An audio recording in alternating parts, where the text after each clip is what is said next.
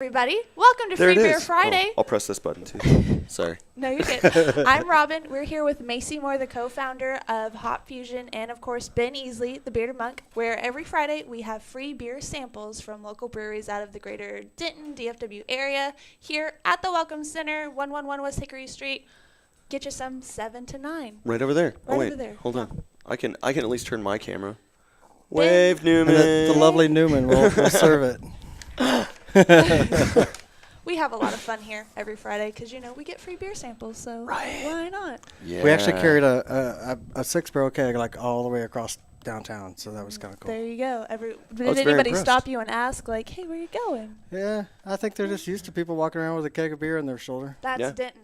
That is I was Denton. really impressed, and Newman didn't fall down once. He didn't do it. Yeah. I was really He impressed. didn't do it. There's a plug for We Didn't Do It. And we sell those shirts. Thank you, Drew Landry. Nice.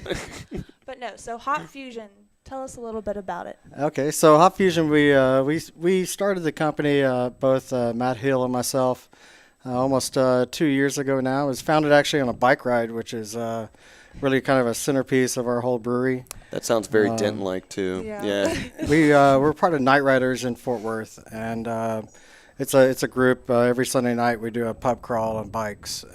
So we've been part of that group for a long time. Does anyone ever get too drunk and just kind of can't? I'm not going to do say it? that hasn't happened. There you go. No worries. I think I've seen it happen, but I would never do that. That would Yeah. be wrong. That's not me. Totally not. It started a couple years ago. We were on a night ride. Actually, it was really cold. It was almost like tonight. It was about 26 degrees. We were at a bar in Fort Worth, Malone's Pub, just about a quarter mile north of the brewery, actually.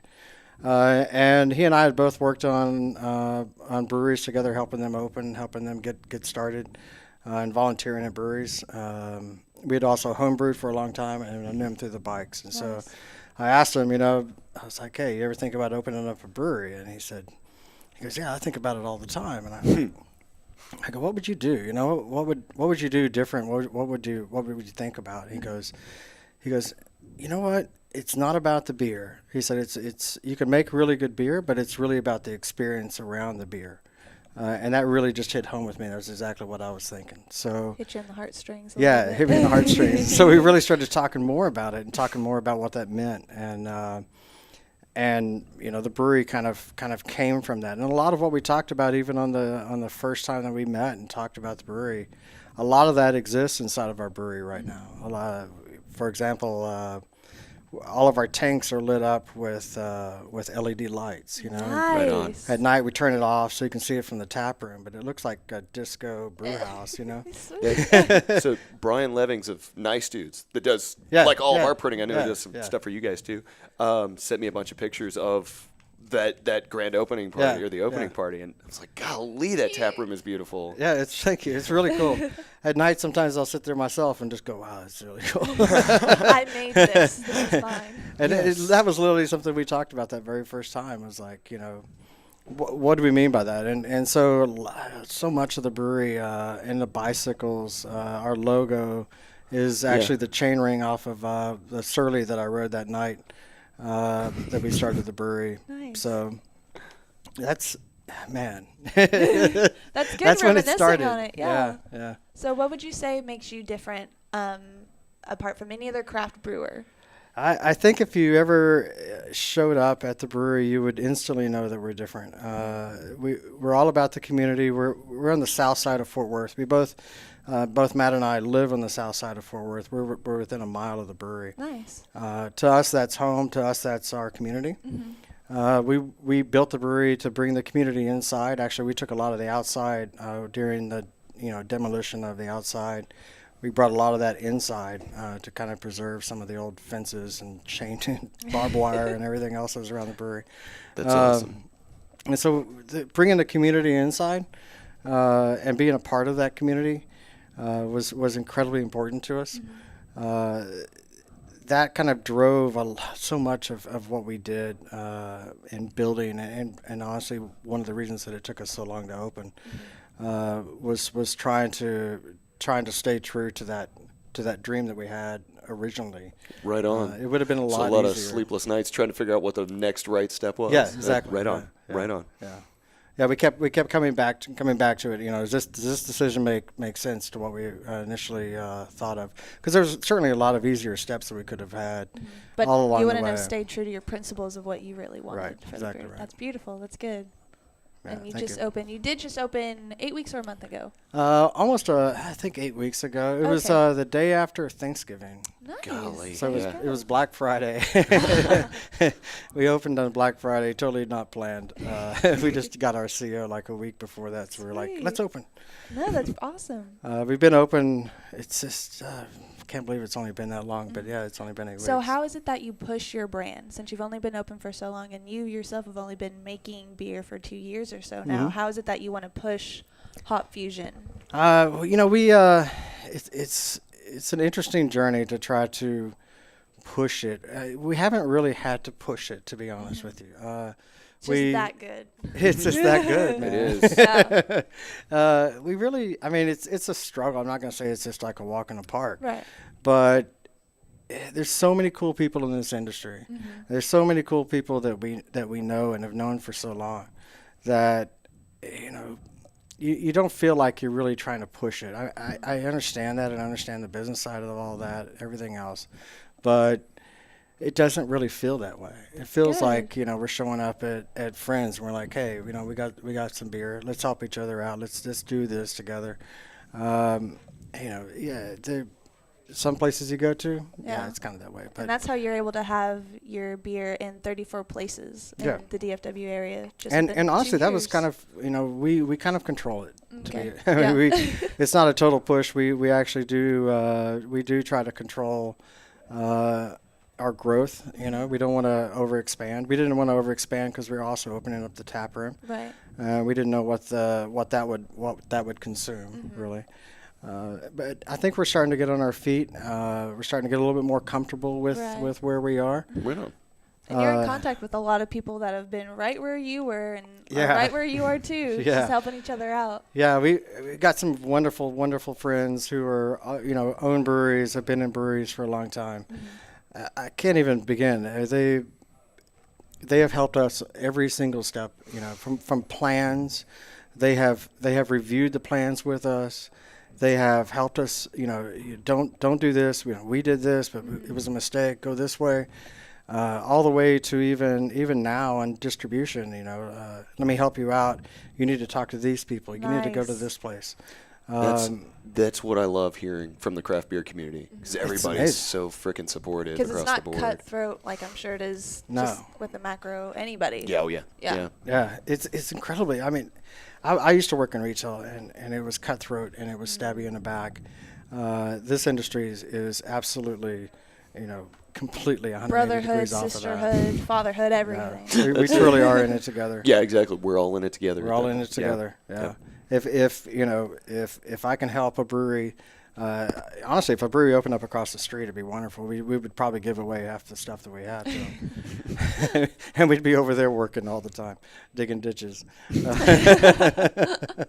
there's really no other you're field good. of business or anything I can think of that is like that. That is so willing to help other people out. Everyone is always trying to be on top, but even with such great product that you have, you're still just out there helping the little guy, or even helping someone who's bigger than you. Yeah, Just- we totally get that we're the new kids on the block. We're like, yeah, we're not that, but the help of people who have been incredibly successful in the industry. Incredibly successful, and we talked to them, and they were exactly where we were. Right. They understand it, and they're willing to help, and they're willing to help in ways that is really phenomenal sometimes. It just Right blows on. me away. Nice. Right on.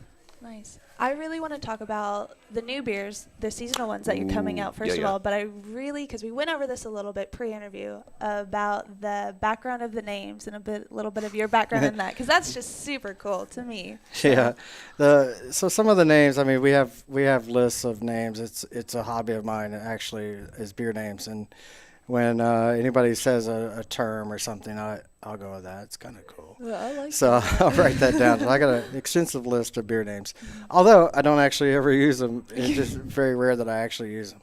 A lot of it, if we're doing a historical beer, We have one coming out pretty soon. It's an English IPA. So actually, researched, English IPAs, researched Britain. I do a lot of that. For the taste or for the name? For the name. Okay. Yeah, for the name. Feisty Blonde, obviously that was almost a gimme. I mean, it is a feisty blonde. She's which we have here at the Welcome Center. That's the samples they're giving out. She is very she's very, very feisty. Mexican brown sugar, Mexican vanilla, and orange blossom honey. Yeah, significant amount of orange blossom honey. Almost 8.3%. I was about saying, what's the alcohol ring What in is on that it? one? Yeah. And you'd never know it. That's what's so scary about that one. It's incredibly smooth. Yeah. That's half the fun, scary and fun. Yeah, very, very, very. We also have a one-off based on that. It's a Feisty Redhead that we just launched on Tuesday. It's the Feisty Blonde aged on hibiscus and cherries. Ooh, of course. It's really, really, it's smoother, I think. It's really, really scary. Nice. Another one, Le Foie, is a hibiscus saison, hibiscus ginger saison that we're just about to release as a seasonal. We've had it in the tap room as an experimental, and it did really, really well. It was a really good beer. Le Foie was named after a early 20th century art movement in France it was prior to what am I trying to say? Impressionism. Thank you. Yeah, glad one of us is smart.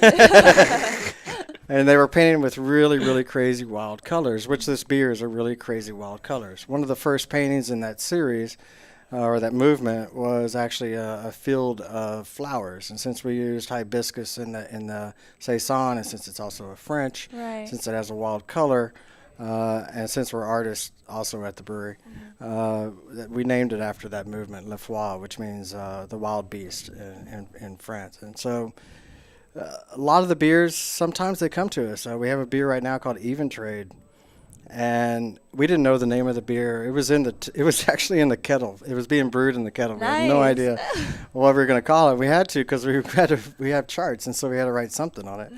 And we were thinking, I was going to rack in my brain. But in order to get the hops, it was a Mosaic IPA. We traded for the hops, and it was an even trade for the hops. Right on. Oh, so, there you go. So we're like, hey, man, let's call it an even trade. And so we've continued to do that now, and it's kind of a cool thing. Like, we trade off with other breweries for hops, and we just keep calling it even trade. No. Yeah, I like that. I like that a lot. That's that organic creativity that grows out of craft beer. Yeah. I love that. Everything has a story behind it. Yeah. And, Ben Easley? Yeah, this is after him or something like that. Yeah. I wish. But that's a staple of your beer from HopFusion as well as all the colors. Like you were saying, everything's colorful. The color of your IPAs or your darker ales that has meaning behind it, and you want to make sure it comes out how you vision it. Yeah, we're artists. Color of the beer matters a great deal to us, actually. If it's a strong beer, I work a lot on color. To make the color match what that should be. Sometimes that's a crazy process. Sometimes that's a very wasteful process. Is it food dye? How do you color? Oh no, definitely not. No, that's definitely something that we will never use. No, we don't use anything like no artificial extracts or anything at all. Disclaimer: they don't do. Absolutely not. It's all done really with grain. Sweet. And mixing the grains together. The color. Man, I can't. There's one beer, Hairpin. That we have. It's one of our signature series beers. That beer went through 35 iterations just for color only. All right. Went into the kettle, tested it for color, threw it away, tried it again, did it again, did it again, did it again, did it again. That's just to get the color right there. Right. So you better like it. Hairpin was named, it's the turn. It's a hairpin turn. And it was named because we wanted a beer. It was actually brewed for us. We wanted a low ABV beer that if you were sitting at a bar, it looked and had some of the characteristics of a really big IPA. And it looked like a big double IPA, but actually it was not. It was actually a low ABV beer. Okay. And that's why we called it Hairpin. Right on. Sweet. Oh, yeah, and Jason Perez says one of the best dudes around. This guy. What's up, Jason? He's a cool dude. That's another fun part of Ben Easley doing his own little thing. Just people can comment and be like, but be the voice of the people. There you go. And my buddy and Rachel in Colorado. This guy's really cool. What an awesome perspective to take on brewing. Something I've not yet seen in Colorado. Nice. Huh, Yeah. wow, that's something. Thank you. So where is it in Denton, if anyone's watching or listening, that if they want to try this Feisty Blonde or Hairpin or anything, where can they go? We're currently in 4 locations. We're at Lone Star Taps and Caps. We're at Midway. We're at Eastside. And we're at the Bearded Monk tonight, actually. Ooh, Right on. tonight. Yes, Party after tonight. party every single Friday, right after the show. So, Yeah. nice. Oh, man, and tonight we've got bands playing, too. Yeah. That's what all Yeah. those guys were set. Moniker and Kites, they're finishing the tour tonight. I saw that on Facebook. And then That's right. LeCube is going on as well. Cool. So, yeah, we'll be going back to kind of a boisterous crowd. We'll see how it goes. Beer, music, and Macy. It's That's all gonna be you awesome. need. We'll carry a keg. Party is here. We'll just be a walking party. Sweet. Well, Ben, was there anything else, man? No, I think I got to hear everything I wanted to hear. Sweet. I'm just Cool. excited. I'm excited to get to drinking some more of that Feisty Blonde. That really is super It old. is really Thank good. you. I mean, maybe talk about the First Slipper, too. First We didn't Slipper, really yeah, get to it's, go into that. It's yeah. already on the market. Yeah. Yeah, First Slipper is in our Imperial Milk Stout. It's about 8.6%. But we make it with graham crackers. Which What? That sounds so good. we used to keep that a secret. We used to keep that a total secret, and only Matt and myself knew that. And but now we can't keep it a secret anymore because we got this huge amount, pallets of graham crackers, and we're like, What are you doing with this? yeah, we were like, well, I guess we can't keep it a secret anymore. But we do. We put it in the mash, and the main reason for that's not has nothing to do with the taste. I don't think you can really taste it, but it totally helps with the mouthfeel. It helps to smooth it right out. That's so cool. A milk stout, traditionally based on a Russian Imperial Stout, which should, by style, have kind of a bitter roast bitter at the very, very end. There'll be like a pop, of roasty bitterness because of all the grains that go into that. Right. We obviously that exists in milk stouts as well, since it's based on that, just with lactose. So we wanted to take that out, and that's what we used. Nice. Where did that even come from? Choosing graham? Was that something else someone has done, or It was a you were it's- having a s'more and you're like, yeah, I'm gonna try let's something do that. with this.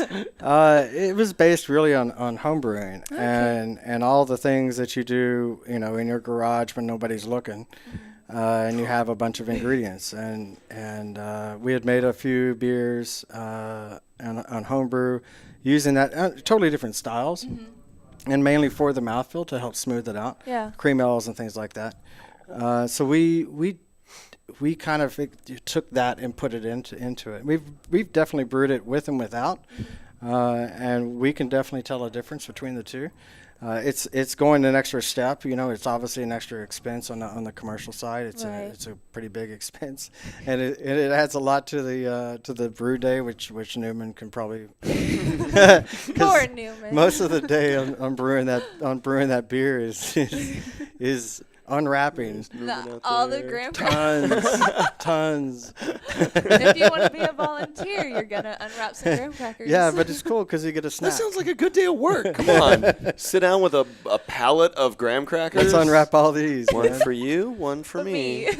We fill a trash can up and yeah, we eat them. Nice. That's great. Every time we brew it, I'll take a whole handful and set them up on top of the brew stand and okay, let's rock. Do you have an opening? Because I would love a third job. Yeah, come on in and unwrap it anytime. Sweet. No, well, thank you so much, Macy, for being here. Again, welcome center. Get here, try the Feisty Blonde. We've all had it. We love it. And then after party, Bearded Monk, live music with moon kites. Moniker, kites and Moniker, boomerangs. kites and boomerangs. Yes, and LeCube. And yeah. the cube. Right on. Sweet. So come on down, and thanks for watching, listening, and try this brew. Cheers. Thanks. Bye.